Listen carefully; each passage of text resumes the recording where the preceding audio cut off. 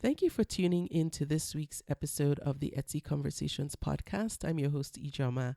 And right before I start our conversation, if you would like to support the podcast, you can do so by going to convome.com/support. You'll be able to buy me a coffee or two, and all the proceeds go towards keeping the podcast up and running. Thank you for your support.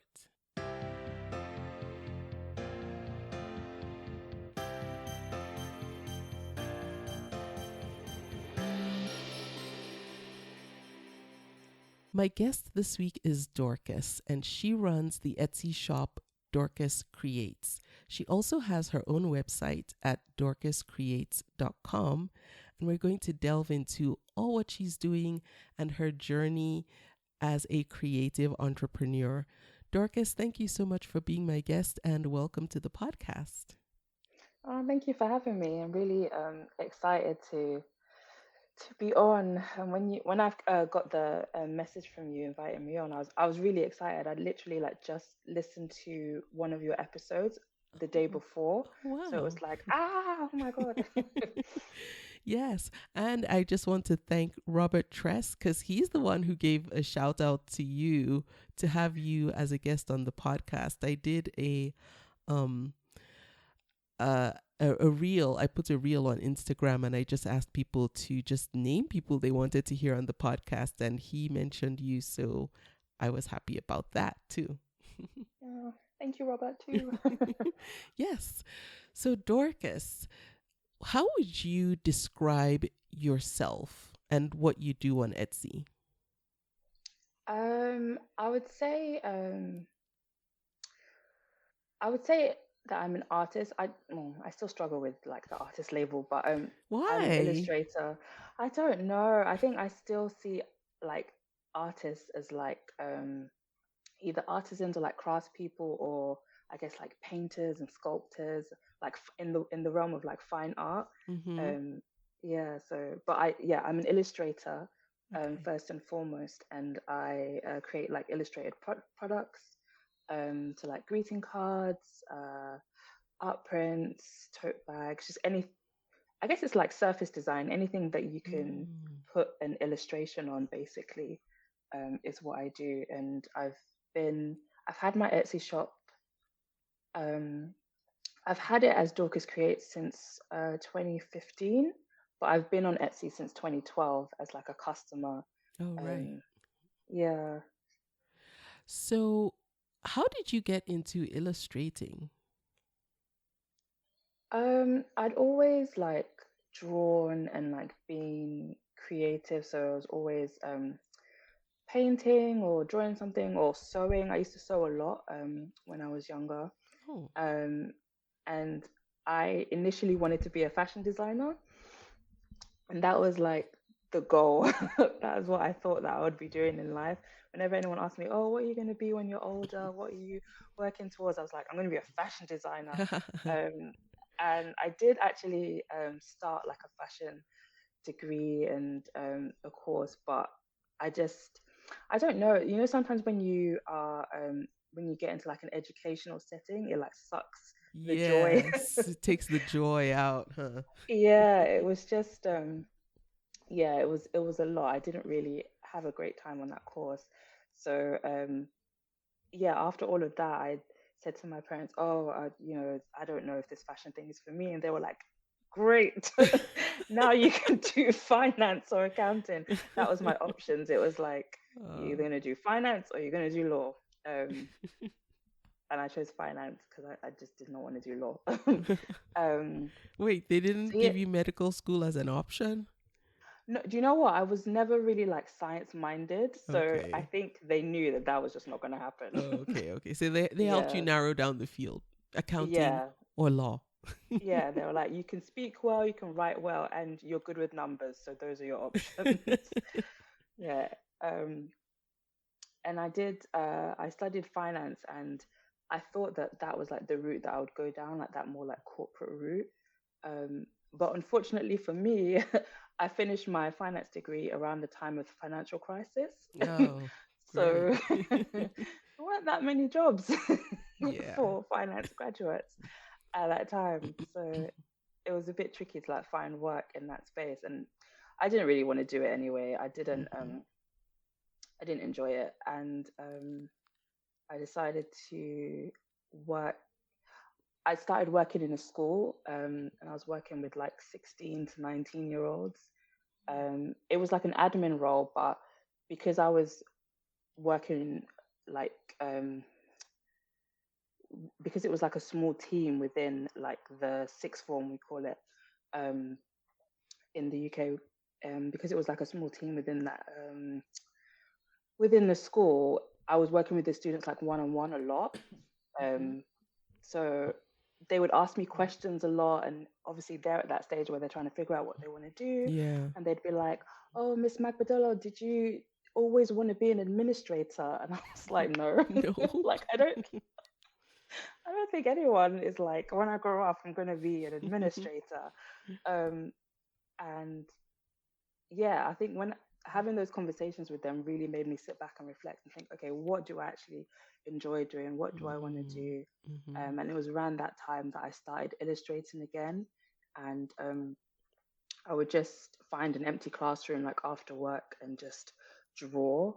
Um, and I didn't really think about, oh, I'm gonna, start a creative business. It was just sort of, I had these ideas in my head and I just want to get them down on paper and just figure things out again. Because when you haven't done something creative for a long time, it's like I was trying to figure out, what materials do I enjoy using? Do I enjoy using inks, watercolors, acrylic paints? Do I want to be a painter? Do I want to just draw with pencil? Like, what do I want to do?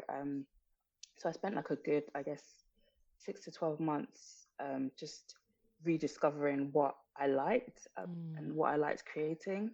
And then I did something that was very dumb, and I was like, I'm going to be an artist. And I quit my job Oh with boy. very little savings. And I decided to, I got a studio space. Yeah, and I just thought, oh, I'll just sell my art. And I did not think about how I was going to do that, or yeah, any of the consequences really. Had you never heard Um, of starving artists?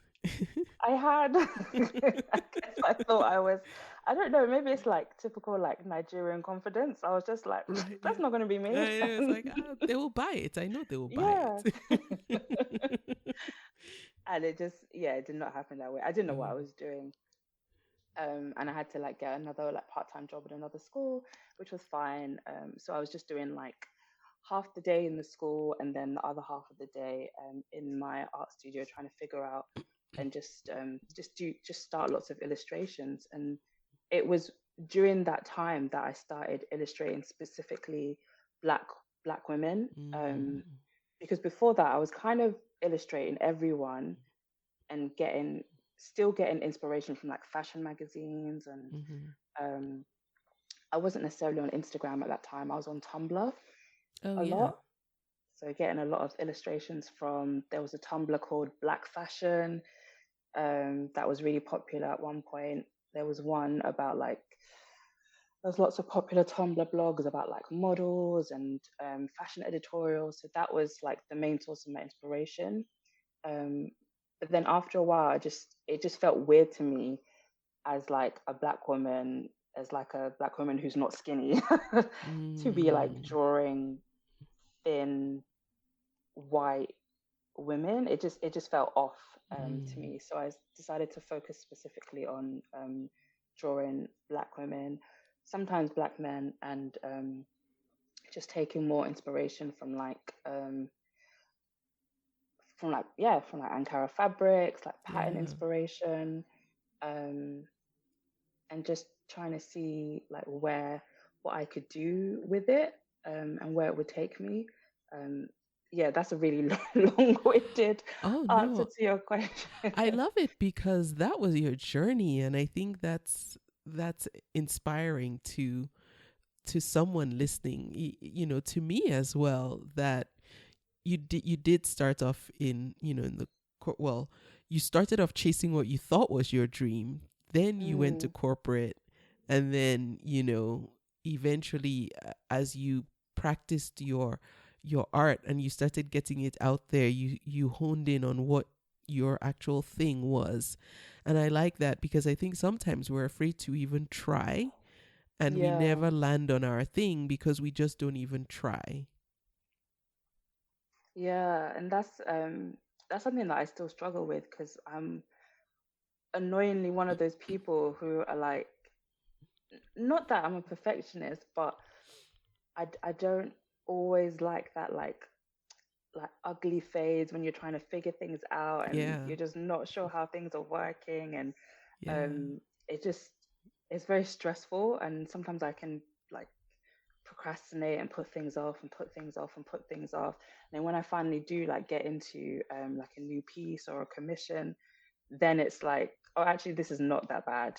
The uh-huh. build up to it was bad in my head, but once I start working, then it's everything just flows. Even the weird phases of the beginning of the illustration or the piece that I'm doing that is a bit weird or awkward or it's not looking quite right. Yeah, Um, I've learned to just not necessarily love that phase, but at least just accept that it's just part and it's parcel of part the of it. process.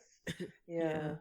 Would you say now, um, now that you're thousands of sales deep, that you feel like you've hit your stride yet?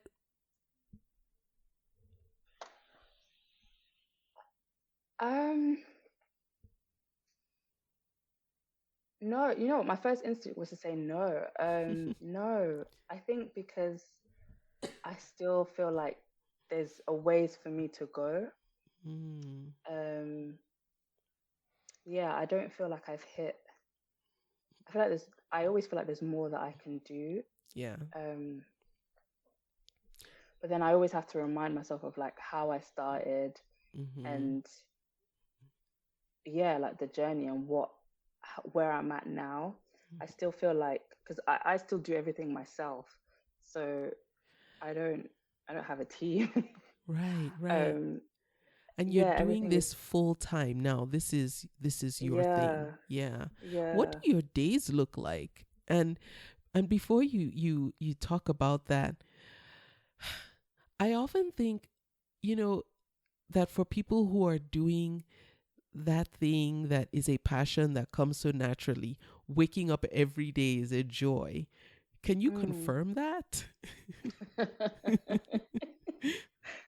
Sometimes. Okay.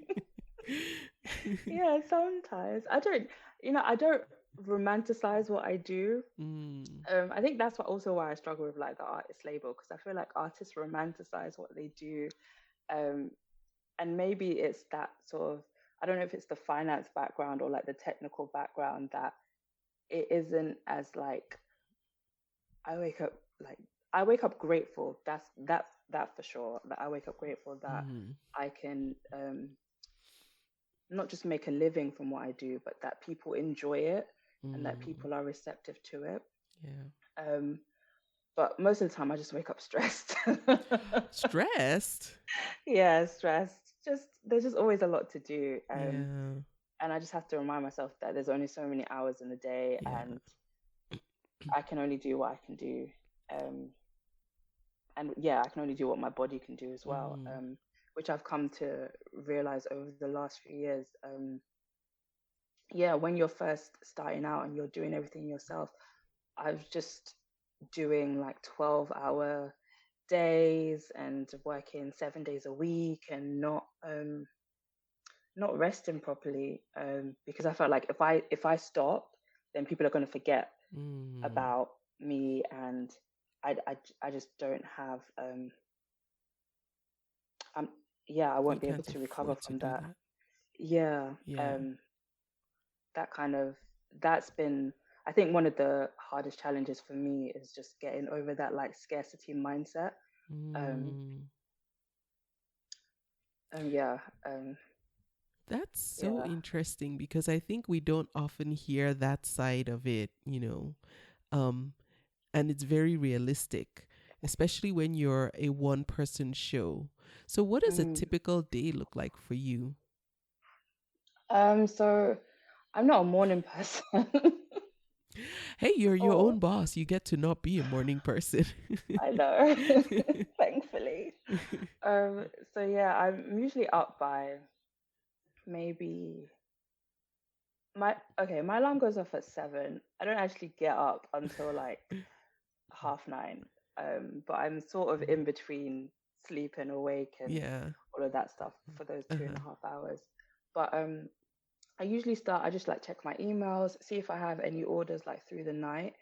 And if I do, then I try and get, because I'm not a morning person, it's easier for me to do like the sort of robotic admin tasks in the morning. Mm. And then anything that's more creative, I tend to start in the afternoon. So if I have a commission that I have to work on, I tend to start that in the afternoon, because I know that I'll have more energy to Right. do it. Yeah. Whereas in the morning, I tend to like pack orders, um, respond to emails, um, just do any admin bits that need to be done. Okay. And then the creative stuff is like in the afternoon, evening. Um, and I try not to start anything too late, but sometimes I can just go, if I start a piece at like 2 in the afternoon, then it, I think, so what I used to do is that I would want to finish it that day. Mm. So I would just like keep working until like You are 2 done. a.m. until it's done. Yeah. Sorry, excuse me. Whereas now I'm like, I can do that tomorrow. I can finish, like, it doesn't have to be finished right now. I can go away, come back, look at it. Yeah. Sorry, excuse me. But um, yeah, that's pretty much what my day looks like. Okay. If I have to take stuff to the post office, I'll go to the post office. Mm-hmm. I don't really have set posting days. It Mm-hmm. just depends on the volume of orders that I have, or so what I'm looking for. Like some things, if I have a lot of international orders, I try and ship them first because I know it's going to take longer, Yeah.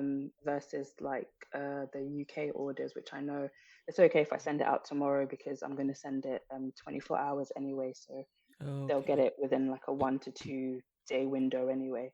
Okay. Um, Now, yeah, sorry. sorry. So, Dorcas, you have both an Etsy shop and you have a website and you take Yeah. commissioned orders. Where do most of your orders come from? Is it through Etsy or your site?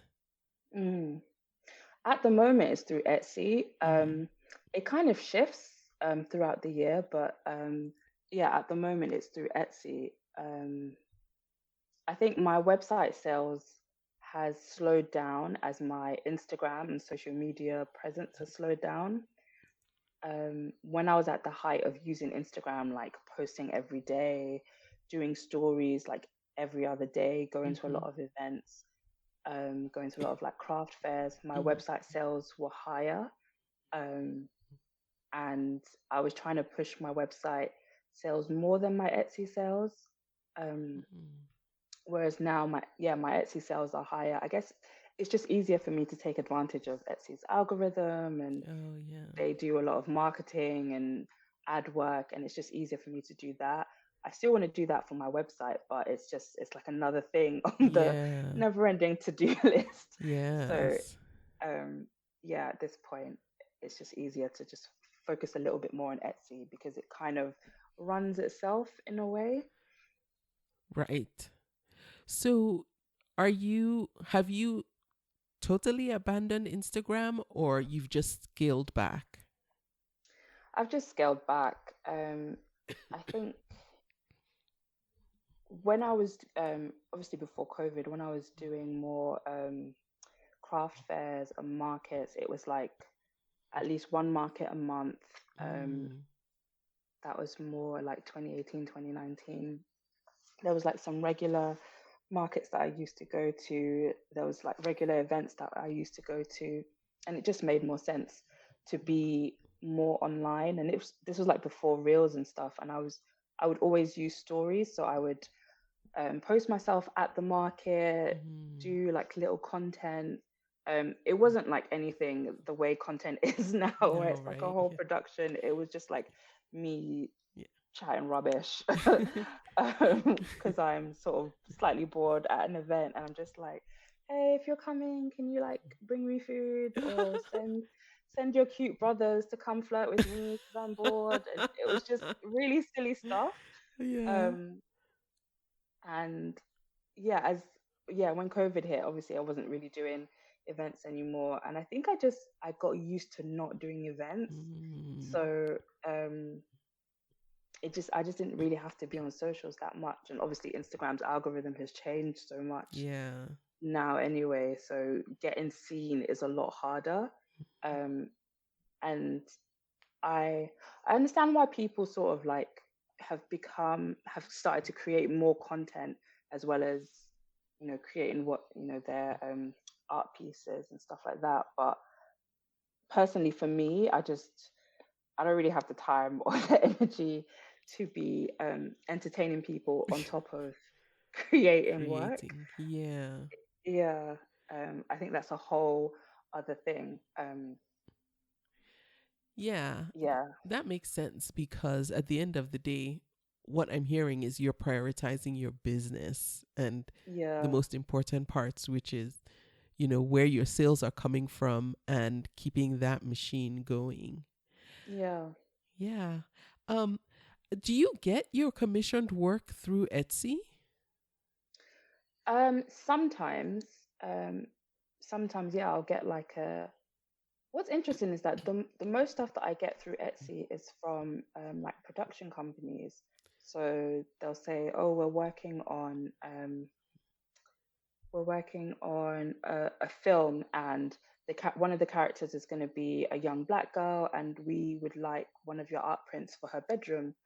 Um, Whoa. yeah, it's really cool. There's one that's coming out with like Storm Reed and Nia Long, and I just saw the Nia Long, like that has like floored me. I just saw the trailer, and it's one of my art prints is in Storm Reed's bedroom, and like Nia Long sort of comes in and she's standing talking to her, and like my artwork is right there, and I'm like, oh my god, my Ah. artwork is in the same room. It's like Nia Long. That's insane.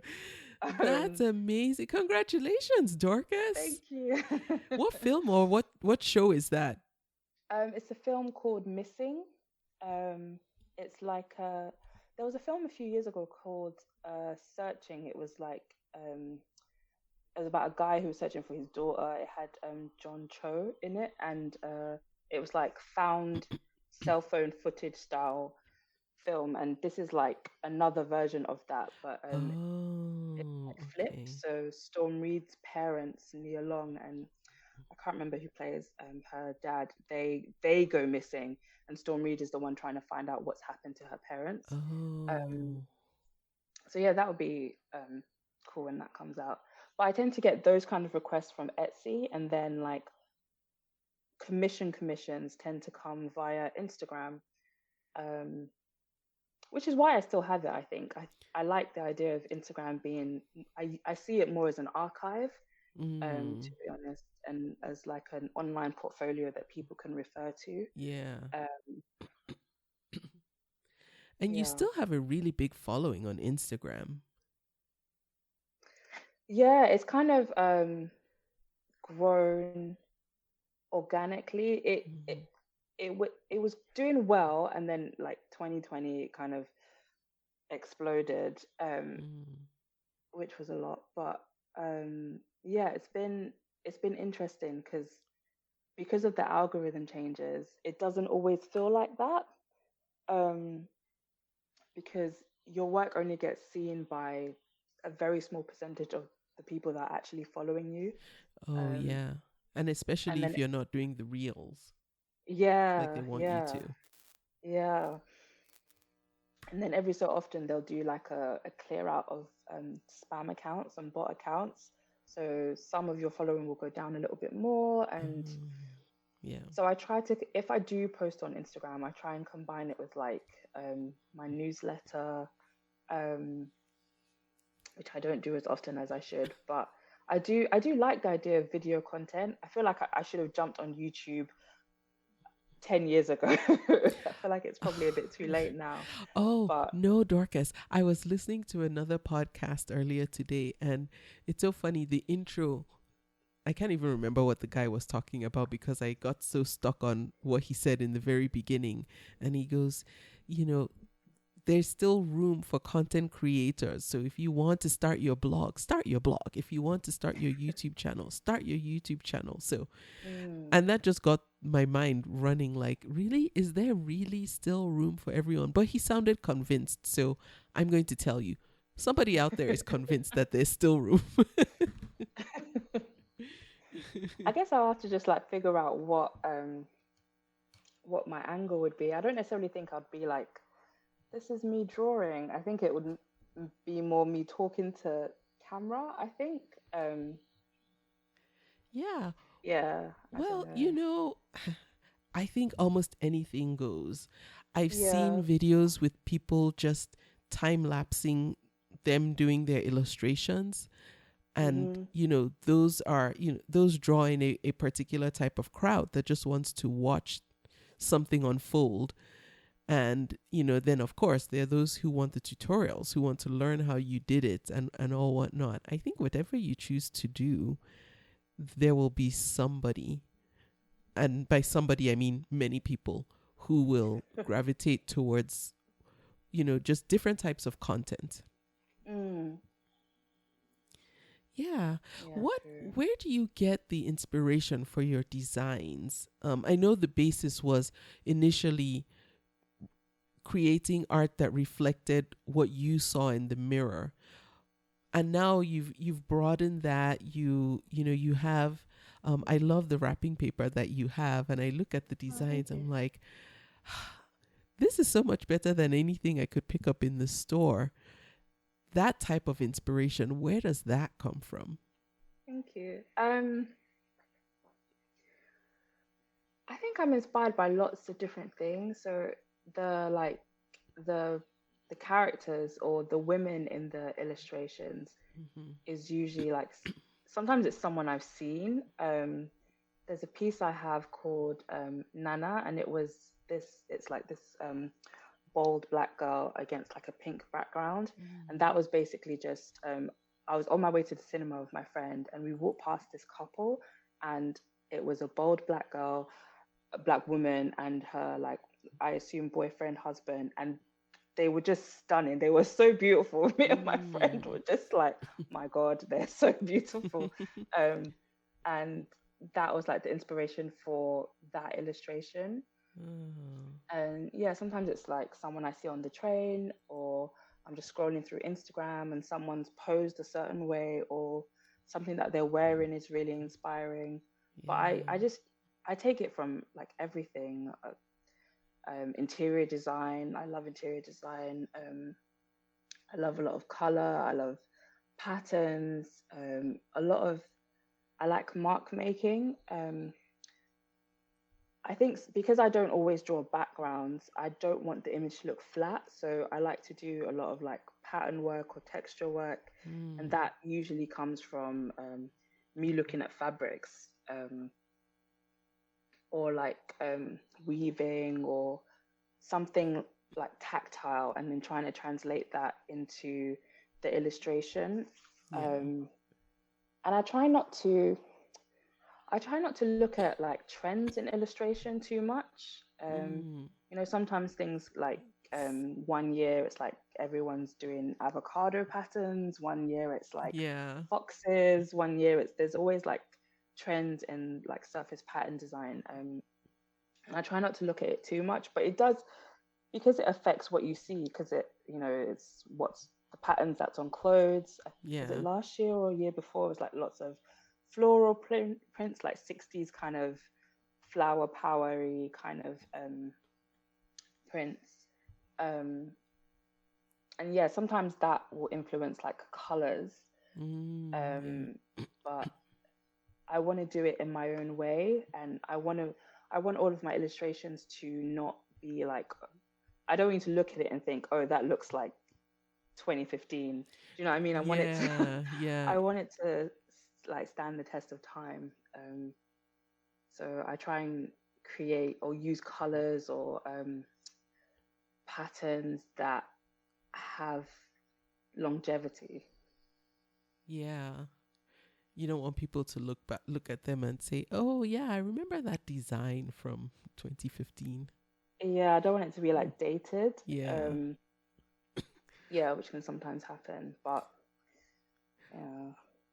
One of the things I like that you do, and I know why, but I want you to explain this for folks who are listening who go and check out your store. By the way, it's Dorcas Creates is her Etsy shop, and her website is DorcasCreates.com.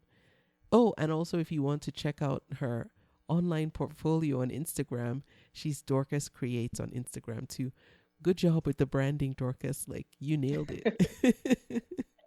um, I like that for a lot of your pieces, you've given them names, and Mm. I get the names. I understand. How do you pick the names for the pieces that you make? And I see sometimes you'll have a person like Nana is on a card and she's on a Mm. poster. Sometimes they'll be on an earring too. How What's the idea behind the names, first of all? You know what? When I first started, it was I was trying to think of. I think I was trying to be like very artsy, so Mm-hmm. it would be like um, a phrase or something. You know, when you go to like a gallery or a museum, and something's called, I don't know, Yeah. sunflower on a summer's day Yeah, or yeah. The roots of the whispering fall. pine. Yeah, or something. I Yeah. used to try and think of that. Mm-hmm. And then I started doing song lyrics because I love music. I listen to music a lot when I'm working. And sometimes a lyric will jump out at me and it won't necessarily be an inspiration for the piece. So, like, I have an illustration called Umi, which is named after the Most Def song Umi Says. Um, Mm. I think I was listening to it a lot when I was like drawing that. But then after a while, it just made sense to give the characters or the women in the illustration names, and Mm-hmm. I decided to use Yoruba names for the most part at first because is a really beautiful language, and Mm-hmm. a lot of like Nigerian West African names have real meaning behind them, Yeah. um, and I kind of wanted that to come through in the work as well. Yeah. And then after a while, it just as more and more people were like liking what I was doing, and I would ask for like name suggestions. So people would offer up names from different places that they're from. It doesn't Mm. always work because sometimes I'll be like, oh, I had it's like a pin design and it was inspired by like hair threading. Mm. Yeah. Um, and someone, I was like, oh, what should I call her? In the end, I called her Ayobami, but someone wanted me to call her Medusa, and I was Oh like, no, no, no. like no, oh, she's not going to be called Medusa. And then other times people throw out really like, it sounds bad, but really like pedestrian names. So someone would be like Sarah, and I'm like, I think also because I'm, Dorcas is, even though it's an English name, there's not that many people It's under not the that age of like common. 70 who are called Dorcas, to be honest. So it's, Yes. yeah, it's not that common. Uh-huh. And I've gone through life like it's an English name, and yeah, a lot of English people do not know how to pronounce it. They don't know how to spell it. I've been Really? called every name. Yeah, been called Doreen. I've been called Ducas. I've been called Dora. No way. This is your language. You don't have to say it. um, yeah, and also my last name has been butchered like so many different times. Oh, So yeah. I think I just wanted to have names that you have to think about it. You have to like take a breath, look Mm-hmm. at the syllables, and pronounce it properly and give it like the proper power that it needs. Mm. Um, So yeah, it's usually like Yoruba names or West African names, or I try and use like culturally black names basically. Mm. So some of them are more, I guess, like Muslim, so like Fatima or Mm-hmm. Halima Halima, or yeah. Mariam, Khadijah, names like that. Yeah. Um, just names that are recognizable. You think about an auntie that's called trying to think of stuff that I have. Yeah, I just want you to Ifelua. think of like, yeah, Yeah. yeah, like family members Yep. or friends. Yes. And that's what I like about your store. And just for anyone who's wondering, Dorcas is of Nigerian descent, as am I. And so when I was looking through your store, that was something that really jumped out at me was, yes, I know her, as in, I know who Halima is. I know who Mm, Khadija, I know who Ifelua is. I know who Tokumbo is, mm, because there's that familiarity, you know, and mm, it would be the same for, say someone from a different culture seeing a piece that was named Julie or, mm, Sarah. You connect with it in a different way when it's something that's familiar to your insides, if that makes mm. sense. Yeah, and that's definitely what I wanted people to get from Mm-hmm. the illustrations. Even though they are quite stylized, Mm-hmm. I do want people to relate to them. So Mm-hmm. it can be through the way they look, or yeah, or just through the name. Yeah. Everyone, I feel like everyone knows someone called Aisha, or you know Mm-hmm. someone called Imani. yeah, yeah. It can appeal to a wide range of the Yeah. diaspora. Yeah. I like that. Okay, so right now, I know you said you've scaled back on Instagram and you're relying solely on Etsy search for promotion of your store. Yeah. So does that mean that you spend a lot of time? Um, Actually, let me not put words in your mouth. What does that mean you spend most of your time doing in order to make sure Etsy search works in an optimal way for you? I look at my tags, like not a lot, but like every so often, and just look at what's, when you go to your stats, you can sort of see how people have found you, Yeah. what they've been searching for. I look at um, other listings, not necessarily of just like other Black creators, but if I type in um, illustrated portrait in Etsy, I look at like what comes up first. I Mm. know that it changes Mm-hmm. um, all the time, but I just try and see like, okay, what tags are people using, and can I, yeah, can I narrow down my tags a bit more? And I try and like try new things.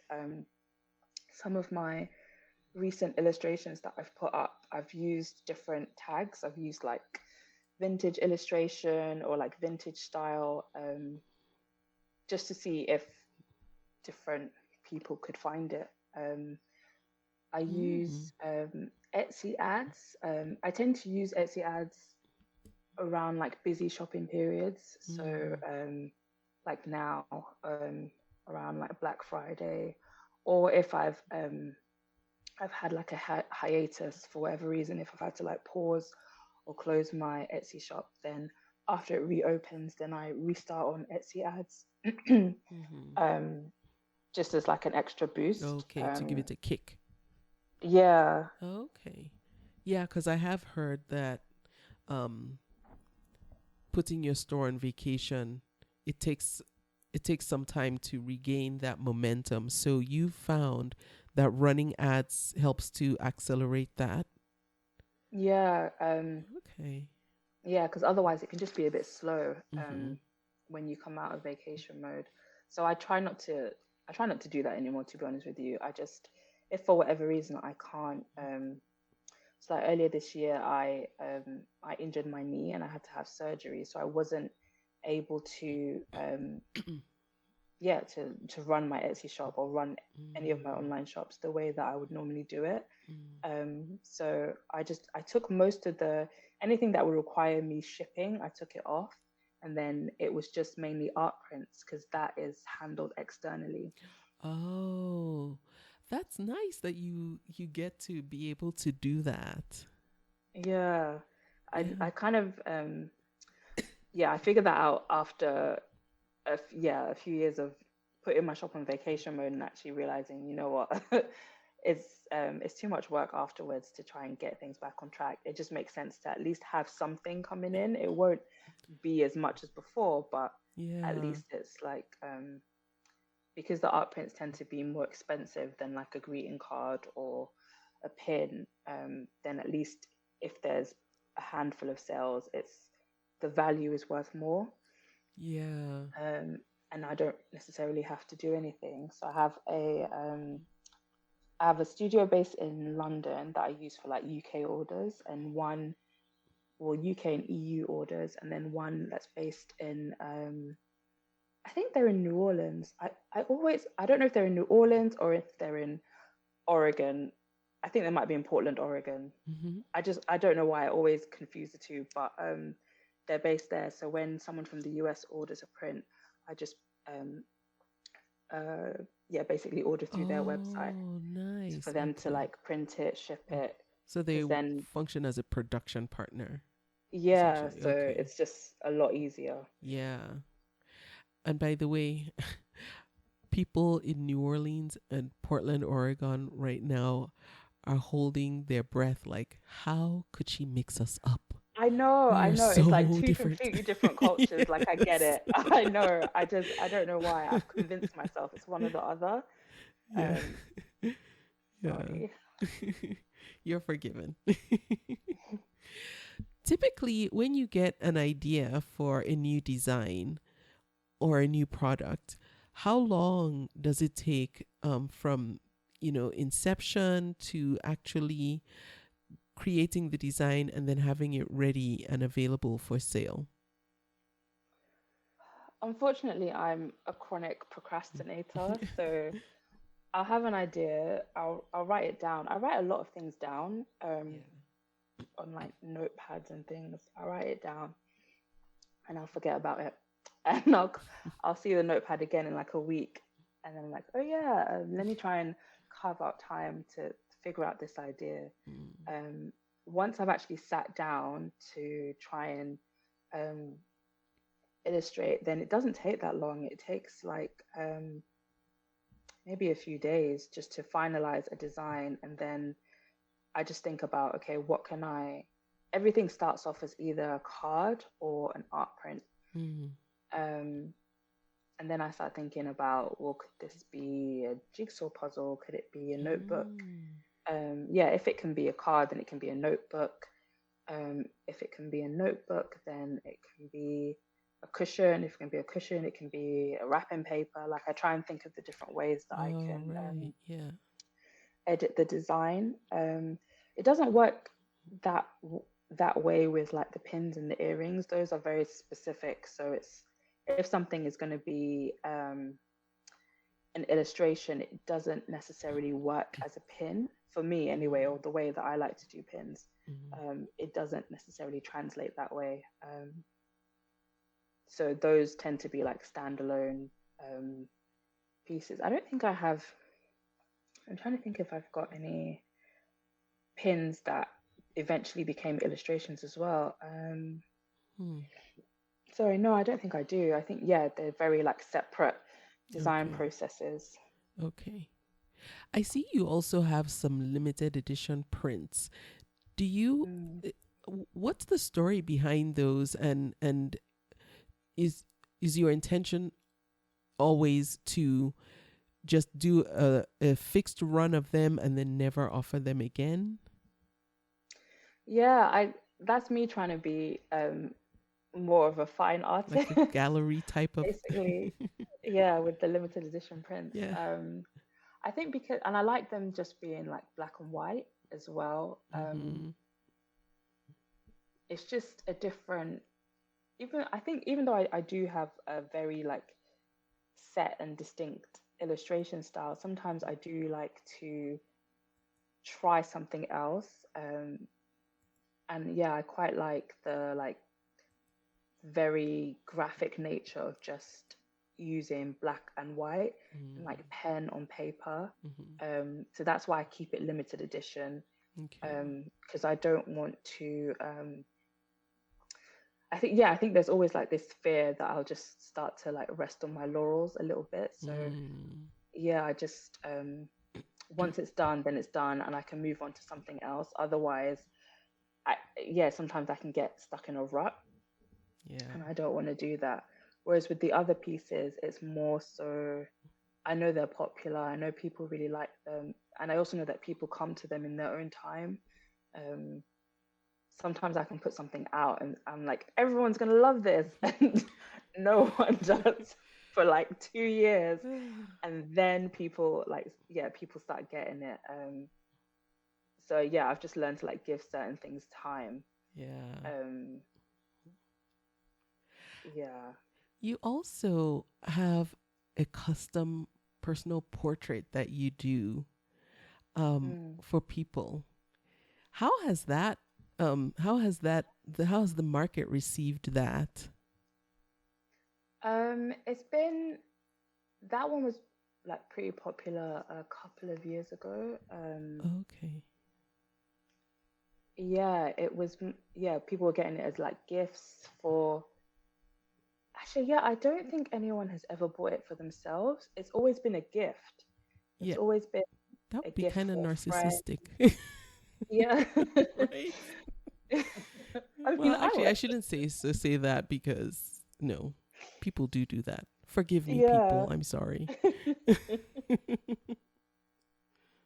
I mean, I've had people inquire, but the people that actually buy it tend to be buying it for a friend or their mom or Yeah. them and their partner.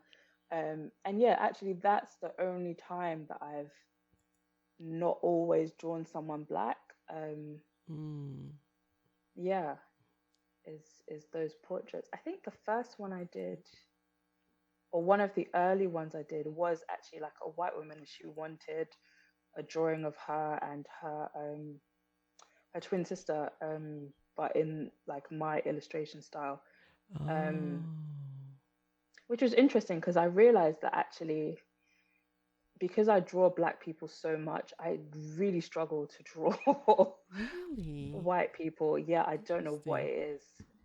I just, I guess I spend so much time looking, obviously looking in the mirror, but looking at looking at black people as well, like just walking down the Mm. street, looking at facial features Mm-hmm. with my friends, with my family.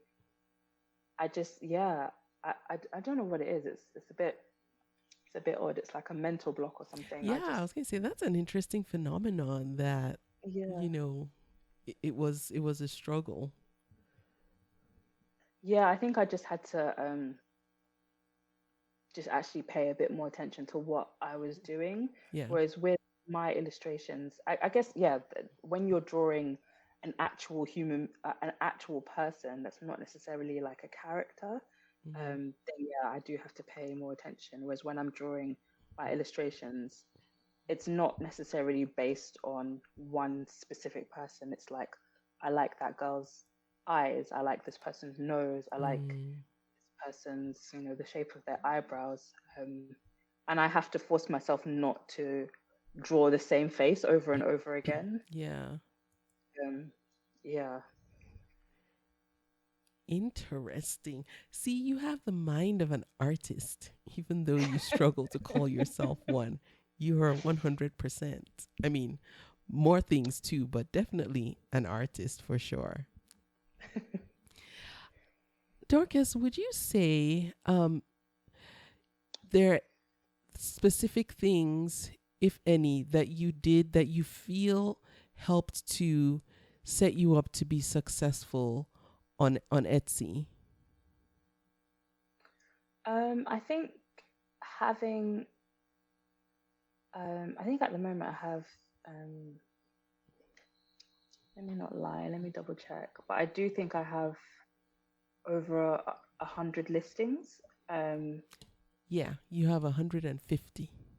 yeah, and when I first started, I didn't have that many, and then there was a period I went through where I was trying to push my website more, so I took a lot of things off my Etsy, and I did notice I had a drop in the Mm. number of people that were finding my Etsy shop because I just did not have as many listings on there. It's just um, and it's not like I have any kind of set target. It's just as soon as I create a new illustration, I actually put it up on Etsy first before I put it up on my website. Mm. Um, because I just know that the marketplace and the number of eyes that are on there is Mm. so huge. It just Yeah. makes more sense to put it there first, and then it will eventually make its way to my website. Okay. Um, yeah, and just paying attention to search terms.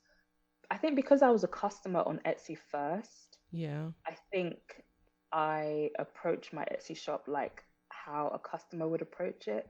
So I try and be very descriptive in my listings, but not Mm. too descriptive, Mm. because nobody reads anything. No, that's So for sure. yeah. So someone you're going to put everything in there, and someone's still going to ask you a question. So Yeah. it's just fine. There's no point putting like the whole spiel about it. Um, Having enough images that show the product. Product images is something that I try to work on very early. And I don't even I have had some professional photos taken literally this year, but before that it was literally just like my phone, um, daylight, a very white sheet of paper. Mm. Um, you can even get little like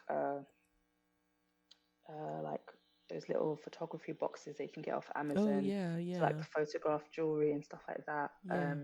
And then just editing it and then just going on YouTube, a quick 4 minute video, how to edit this in Yeah. Adobe Lightroom, and then just trying to do that and looking at how product images are on other websites. So not necessarily on Etsy, but on like ASOS or on just regular like shopping websites, looking at how those images are of just Hmm.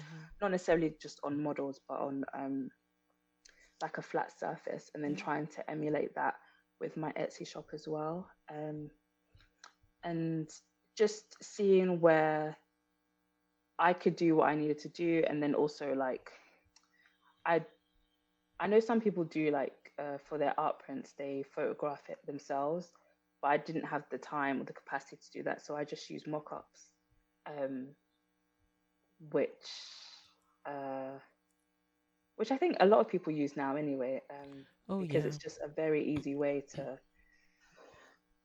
um, to get your images to look professional. I'm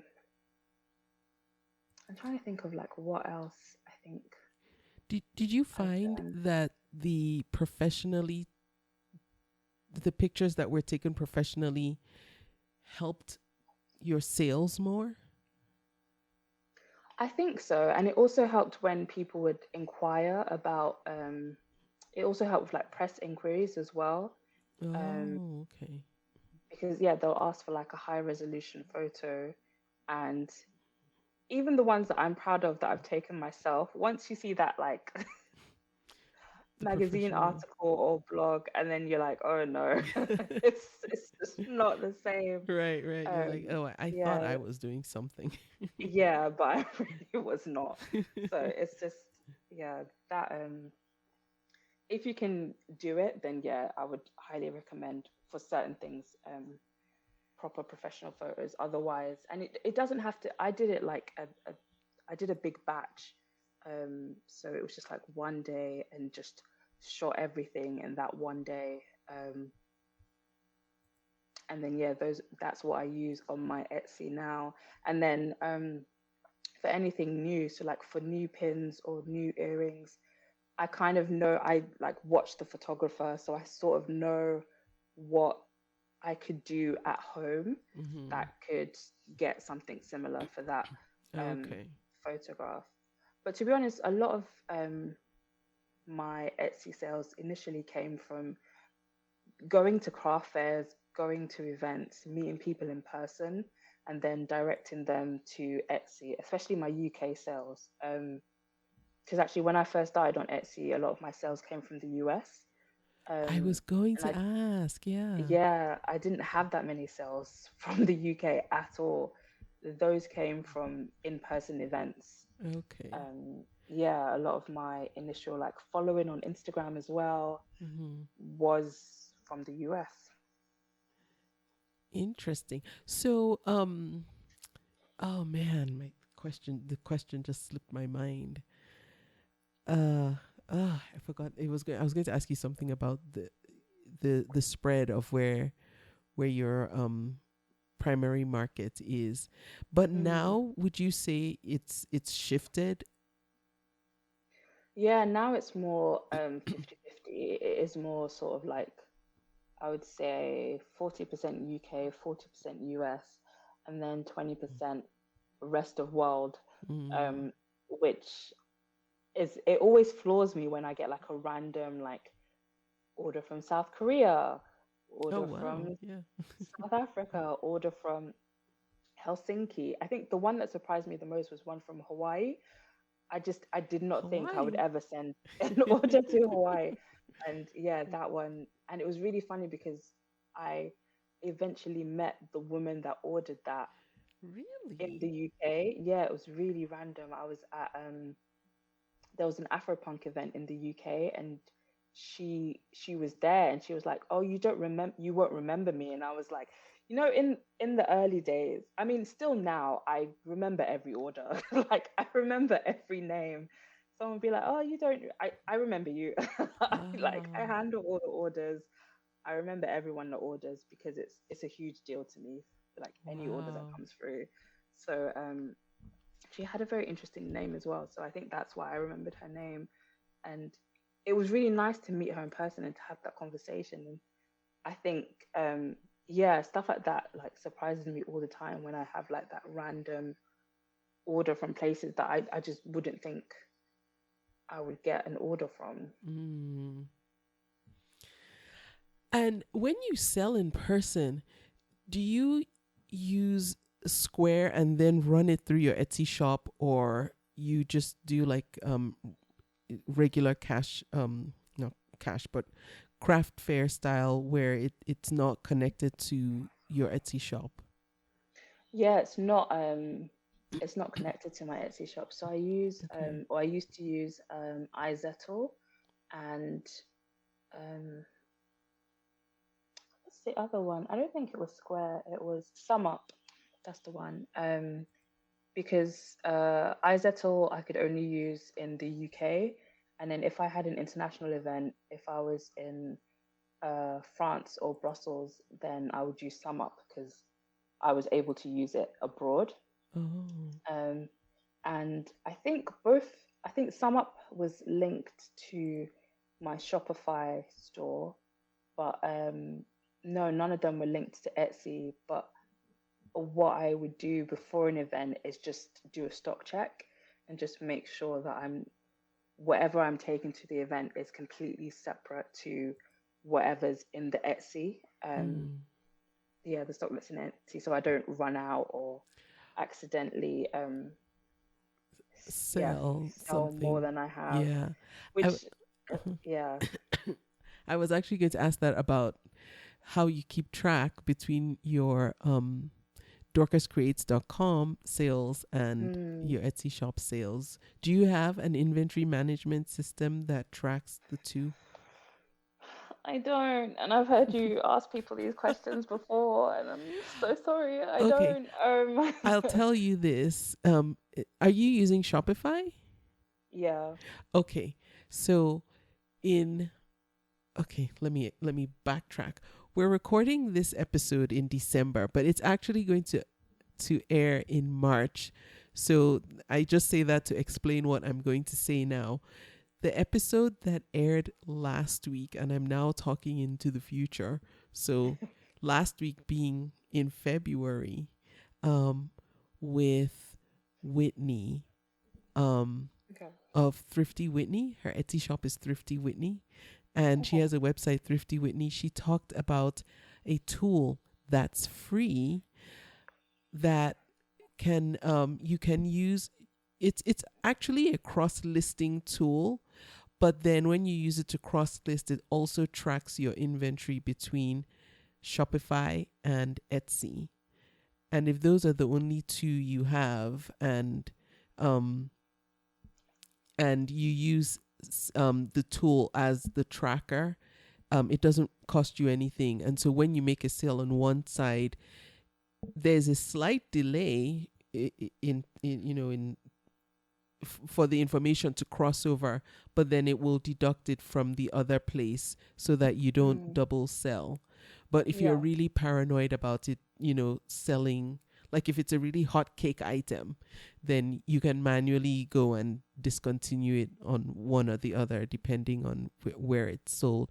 And it's called Sellbrite. Sorry, I was like, wait, I haven't even said the name. Oh, It's okay. called Sellbrite. Yeah. So there you go. Sure. I will definitely take notice of that because I do keep the inventory for both of them separate. Mm, Um, okay. but yeah, I don't use any tools at the moment, which I should. I just kind of do like a twice a month inventory check, Mm-hmm. um, just to make sure, if I need to like top up or of anything. And it's made further complicated by the fact that I'm on a couple of wholesale platforms as well. So Oh, I need to sort that out ASAP. Yeah. yeah.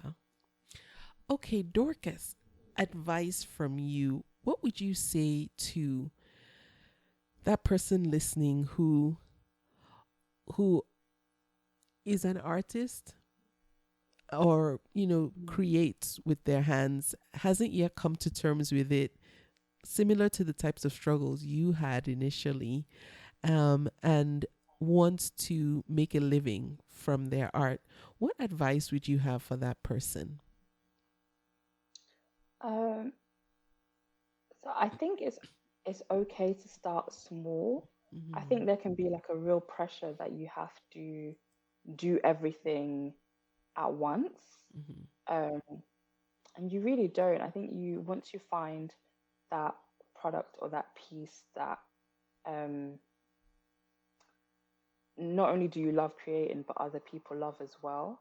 Mm-hmm. I think it's okay to like focus on that for a while and build things slowly, um, rather than just having like hundreds of slightly mediocre things that you don't love, but you're just throwing it out there. Yeah. Um, you don't have, we don't have to be, Shein or any of these kind of like corporate machines. We can do things at our own pace, and that's Yeah. what people respond to.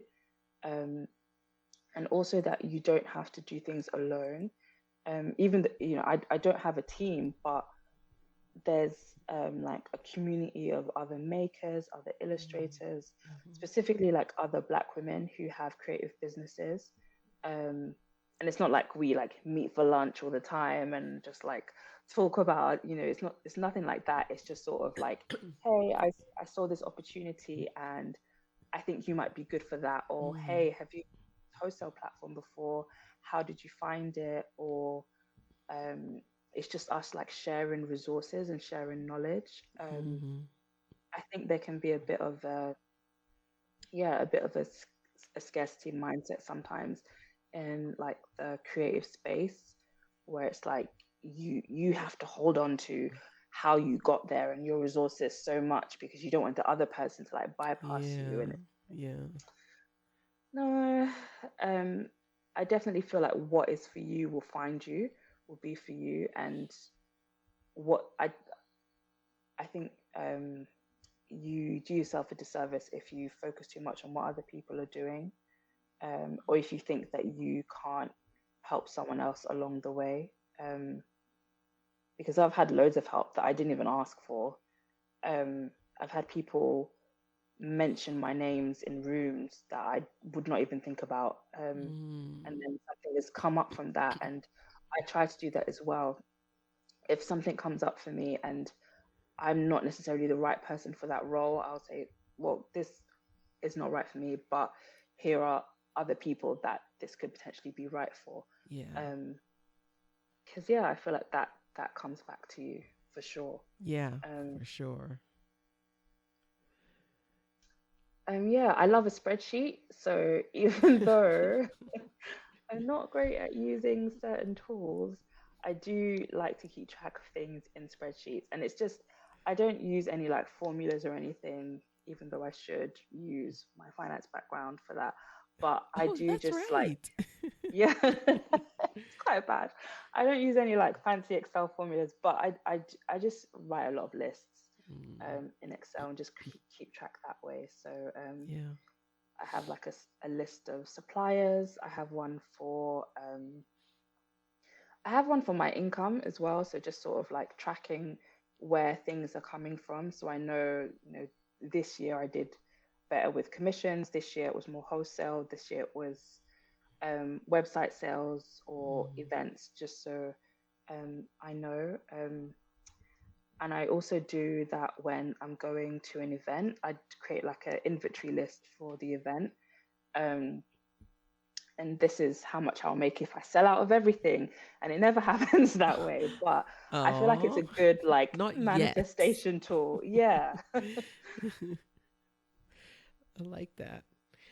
Do you have, Dorcas, an Etsy shop shout out? So this can be any other seller, perhaps somebody whose work you like and appreciate, or someone in the community who has helped you out along the way and you just want to send some love their way. I do. I'm trying to find what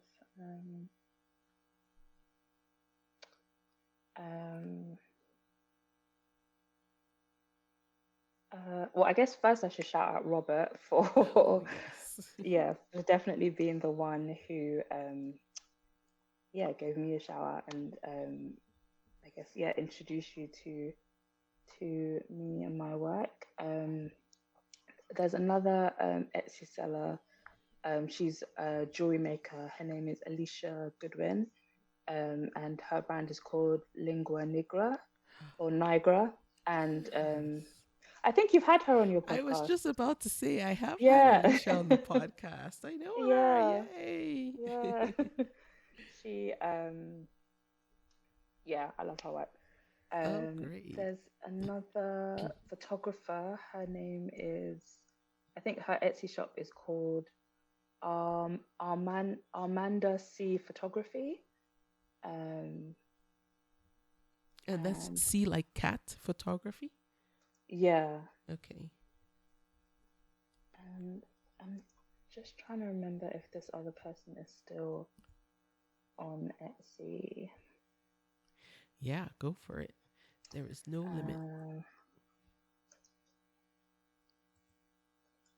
Just trying to find her Etsy shop. Okay.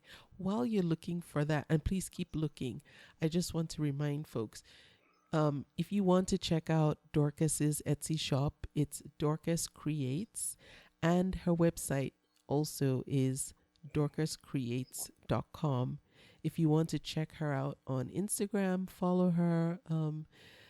She has a bunch of links also there on Instagram that you can see all the different things that she's up to. She's at Dorcas Creates on Instagram as well. And you're in Society 6. You're in quite a few places. How do you keep track of everything? The stuff like Society 6, I just kind of dip in and out because they send you like sales reports, and I kind of use Society 6 more as like a portfolio. So I guess anyone who wants to commission me for anything can sort of see what my work would look like on a cushion or a shower curtain Oh, okay. or a duvet cover, stuff like that. And I've had like stuff come through where they said, "Oh, we want to work with you to do this," and it's because they found like my Society 6 store Okay. first. Um, But can people also buy from Society 6 the yeah, oh, okay. Okay. yeah. I don't always add like my latest illustrations on there just because uh, the payout to artists is so low. Yeah, which is why it's not. I know some people pretty much make their whole living from Society 6, Mm, which is wild. They must be they yeah that is because their wild. payout is low, then they must be selling like thousands a month. Yeah. Yeah, And but just to be clear, the way Society 6 works is they have the products, you put your mm, designs on whichever products you want, and then they're just mhm. there ready for sale. So if somebody comes along and they like your design on a pillow, then they can order it through the site and get it on a pillow. And, same thing if the same design is on, I don't know, the throw rug or something. Well, let me not say throw rug. I don't know, like a tote bag. They can Yeah, order it on multiple products. So all you're yeah, really doing is adding your design to a product, and then that's done. yeah. That's Oh, it, nice. pretty much. Which is good because Yeah. I guess it can allow you to see like what the potential for your work could be. Um, Yeah. and they also have a wholesale arm. So I know that they work with Target and I think Urban Outfitters and some other like US based like homeware brands. Okay. Um, so they will those brands would buy in bulk from Society 6 and then it's basically like a licensing agreement. So you'll get like a royalties payment every, I don't know, every few months or something, if Oh. your work is chosen for the wholesale arm, which is why it's sometimes it can be good to have work on there, not necessarily to make any kind of living, but more just for the reach Oh, I purposes. see.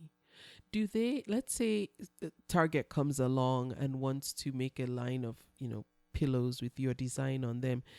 Do they come to you first, or Society 6 come to you first and ask your permission, or by having your designs on there, are you pretty much saying, eh, I'm open for business with anyone who wants to do business? No, yeah, they'll come to you first, Okay. just to say, Target are in, um, yeah, Target are interested in having, so yeah, for example, one of my illustrations is on a Target shower curtain, and they, What? yeah, which is yeah, insane. That Um, is wild. yeah, yeah. Wow, congratulations. I had no Thank you. That idea. was, yeah, to be honest, it happened so long ago, well, not so long ago, but it happened earlier in the year, and I had forgotten. And How do you they kind of tell forget? you because they kind of tell you they kind of tell you, oh, this could happen. Okay. Sign these forms or whatever. This is what the payment structure will be, and Mm. then they don't necessarily say this is when it launches. So I forgot, and I Oh. assumed it hadn't happened, and then I think someone tagged me in something on Instagram, and that was how I found out that it was What? in Target stores. Um, yeah, that was wild. And then I ran to the Target website to see if I can find it. And I finally was able to find it, and it was just it was just incredible because they do obviously it's under the Society 6 banner, but you have like a little thing on the product that is like this is by Dorcas Magbadelo, and And it says this is that what on the she does. Target website? Yeah, and on the actual product itself, when you go into the shop, when you pick up the shower curtain in the packaging, Oh, that's which so is nice cool. that they give you credit, because I was thinking, with Yeah, Target, they probably, I mean, I know they'll pay you for sure, but, the fact that they actually refer back to you means people can potentially track you down. yeah, Yeah, which is Wow. really cool. Wow. So what did you do with that information? Like I would be shouting it from the hills. I think I did do did I do a post? No, I think I did like a stories. I should probably do a post about it or put it in my newsletter and stuff. I'm very Yeah. bad at that kind of stuff. I forget or I just assume that no one cares, which is ridiculous. Oh But no. I Yeah. know, yeah. I'm quite And bad about stuff like that. I know, and if if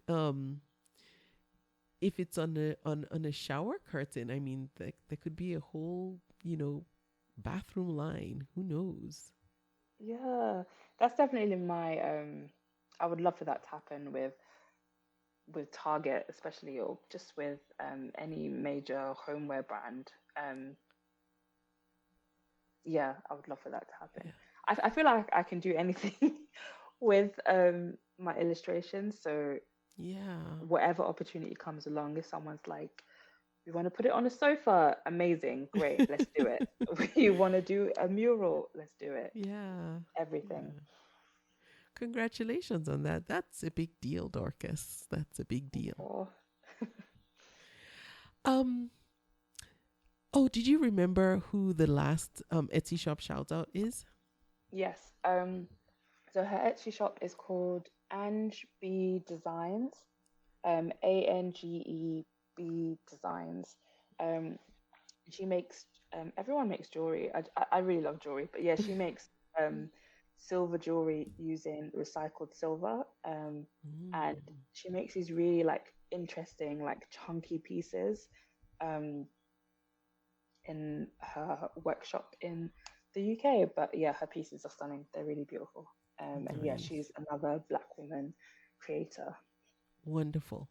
I will link to all three, no, four of Dorcas's Etsy shop shout outs. Dorcas, what's the best way folks can connect with you? And by the way, I found your shower curtains on the Target website. It's so exciting. So for anyone who wants to check them out, I'll save you the search. I will put links to Dorcas's shower curtains available at Target. I see at least two. There might be Yeah, there's more. two. Okay. Nice. That is so exciting. Yeah. If I were you, I would have led in with that. My name is Dorcas. I sell on Etsy, but I have a line of shower curtains in Target. Okay. It's Anyway, always nice to read the yes. reviews as well. Like they're so nice, the reviews. Anyway, yeah. Yeah. Yeah. Yeah. That is amazing. I'm blown away. Congratulations on that. Good deal. Thank you. What's the best way folks can connect with you if they want to stay in touch or if they want to reach out? Um, yeah, Instagram is best. Okay. And also by signing up to my newsletter as well. Okay. Because yeah, there's stuff that I don't always post on Instagram, but I will always do like a newsletter update. Okay. Um, and I think I'm gonna try and incorporate the videos into my newsletters as well. Ooh, Just fancy. yeah, I think it's more fun. I think Yeah. I waffle when I write, so I just Yeah. yeah Yeah, videos are nice. I mean, they're so easy to consume and folks can go back to them over and over and yeah sometimes you don't always have to be looking. Like you can use your eyes for other things and multitask. So yeah there's a good place for video. So is the best way to get on your mailing list for folks to go to DorcasCreates.com? yes. Okay. By the time this airs, I will have a proper pop up on my website, which I do not Okay. have at the moment, but I will by the time this airs. I just have Okay. until March, so do that properly. So I will. Okay. Great. So I will put all the links to everywhere that you are so folks can reach out and connect with you.